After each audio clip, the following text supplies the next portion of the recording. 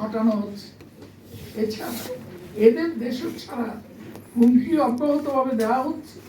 ধর্মীয় কিংবা জাতিগত পরিচয়ের কারণে গ্রেফতার পূর্বক কারাগারে আটক রেখে নানান ঘৃণাত্মক অপরাধে মুখোমুখি করা হচ্ছে।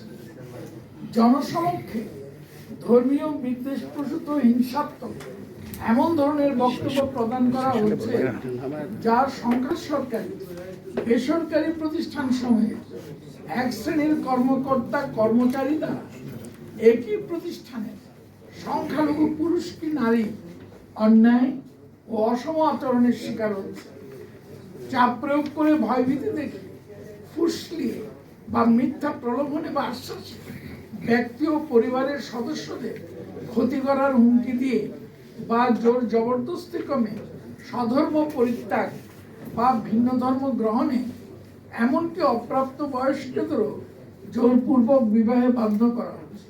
অথচ এহেন অপরাধে কাউকেও বিচারের মুখোমুখি করা হচ্ছে না। শাস্তি দেওয়ার বিষয় তো অনেক দূর। লক্ষ্য করার বিষয়, কথিত ধর্ম অবমাননার বিষয়ে শুধুমাত্র ধর্মীয় সংখ্যালঘুদের বিচারের মুখোমুখি করা হচ্ছে, শাস্তি দেওয়া হচ্ছে, গণপিটুনির শিকার হচ্ছে। আমরা মনে করি অপরাধী যেই হোক তার অবশ্যই শাস্তি হওয়া উচিত, কিন্তু তাই বলে তা একতরফা হচ্ছে কেন? এতে সাম্প্রদায়িকতাবাদী ও মৌলবাদীদের উৎসাহিত করা হচ্ছে। তথাকথিত শত্রু সম্পত্তি আইন বাতিল করে আজ থেকে 23 বছর আগে 2001 সালে অর্পিত সম্পত্তি প্রত্যর্পণ আইন পার্লামেন্টে গৃহীত হল। তা পরিপূর্ণ বাস্তবায়নে আমলাতান্ত্রিক বাধা আজও অবসান হয়নি। পূর্বেকার মতো আর্থিক ও মানসিক হয়রানির হাত থেকে ভুক্তভোগীদের এখনো মুক্তি মেলেনি। ধর্মীয় সংখ্যালঘু, ক্ষুদ্র জাতিসত্তা ও চা বাগানে কর্মরত শ্রমজীবী জনগোষ্ঠীর উপর সন্ত্রাস ও বৈষম্যমূলক আচরণ চলছে। সমাজে চরমভাবে অবহেলিত, বিচ্ছিন্ন, উপেক্ষিত দলিত ও অবহেলিত জনগোষ্ঠী। আজ থেকে 3 দশকের ঊর্ধ্বকাল আগে পার্বত্য শান্তি চুক্তি সম্পাদিত হলেও অদ্যাবধি তা বাস্তবায়িত না হওয়ায় পার্বত্য অঞ্চলে শান্তির দেখা এখনো মেলেনি। এবারকার নির্বাচনী ইশতেহারে সরকারি দল বাংলাদেশ আওয়ামী লীগ সংখ্যালঘু জনজীবনে বিদ্যমান পরিস্থিতিকে স্বীকার করে নিয়ে তা থেকে উত্তরণে বেশ কয়েকটি অঙ্গীকার করেছে।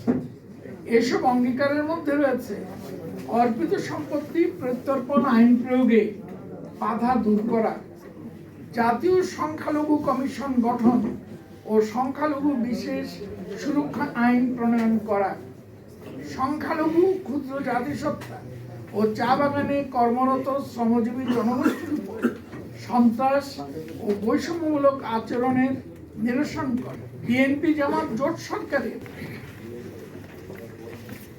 গোষ্ঠীর উপরে পরিচালিত হিংস্র আক্রমণ, যেসব নরনারী নিহত হয়েছে, ধর্ষণের শিকার হয়েছে, ঘরবাড়ি জমি ব্যবসা প্রতিষ্ঠান দখল ও লুণ্ঠিত হয়েছে, সেসব অমানবিক ঘটনাগুলোর বিচার সম্পন্ন করা।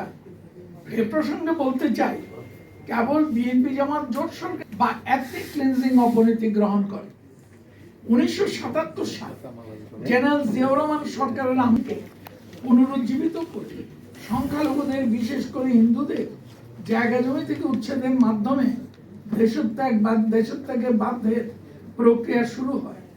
আদিবাসী এলাকা সমূহে সমতল থেকে বাঙালিদের পার্বত্য অঞ্চলে নিয়ে গিয়ে সেখানকার বিশেষ বাহিনীর ছত্রছায়ায় আদিবাসীদের তাদের জায়গা জমি থেকে উচ্ছেদ করে দেশান্তরিত করা হয়েছে। সরকারি দলের নির্বাচনী ইশতেহারে প্রতিশ্রুত সংখ্যালঘু স্বার্থবন্ধক অঙ্গীকার সমূহ যথার্থ অর্থে বাস্তবায়নে এসব অঙ্গীকার সমূহ নির্বাচনী ইশতেহারে ঘোষণার জন্য আমরা সরকারি দলের প্রধান মাননীয় প্রধানমন্ত্রীকে আন্তরিক ধন্যবাদ ও কৃতজ্ঞতা জানাই। এই আশা আমরা ব্যক্ত করতে চাই। মানবিক বাংলাদেশ, অসাম্প্রদায়িক ধর্মনিরপেক্ষ বাংলাদেশ নির্মাণে যেসব চ্যালেঞ্জ সামনে রয়েছে তা মোকাবেলা করে শান্তি, সমৃদ্ধি, সম্প্রীতি ও অগ্রগতির পথে এগিয়ে নিয়ে যাওয়ার লক্ষ্যে মুক্তিযুদ্ধের চেতনাবাহী সকল শক্তিকে ঐক্যবদ্ধ হওয়ার এখনই সময়। সবাই ভালো থাকুন, সুস্থ থাকুন।